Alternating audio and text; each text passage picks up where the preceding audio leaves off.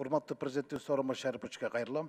Бул сот реформасы тууралуу менин дарегиме Кыргыз Республикасынын эл артиси профессор, ага окутуучу Улукмырза Полотов деген залкар талантты баарыбызга жакшы билсек да, ошонун бүгүнкү күндөгү соттордон кандай сокку жеп жатканы, улуу кишинин ушундай ойга салган сот системасындагы убаракерчилик, банк кызматкерлер менен бирге баскынчылык нерсесин баарын баяндап жазып, анан мен аркылуу сизге, сиз аркылуу президентке жолдоп туруп, мен ушул Улукмырза Полотовду сизге тапшырам.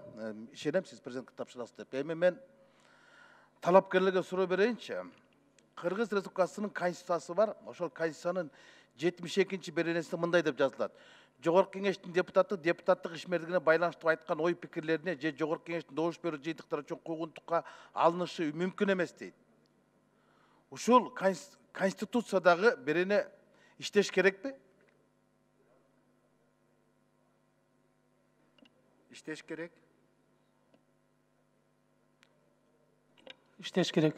Кантип иштеш керек? Кимдерге иштеш керек? Депутаттардын бардыгынабы?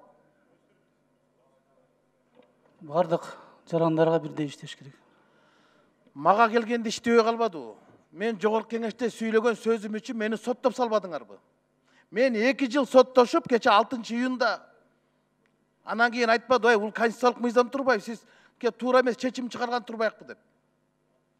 Мени Сокулуктун соту соттоп салды.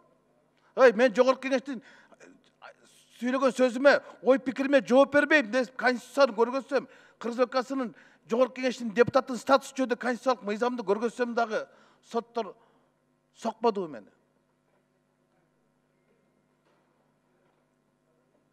Мына силер айтып атсыңар иштеш керек деп. А бирөөг иштейт экен, бирөөг иштебейт экен да. Ушундай да реформалоо. Мына мен запкысын жедим. Мен 2 жылдык материалдык, моралдык запкымды ким төлөйт эми? Ким жооп берет? Бирөө жооп бериш керекпи?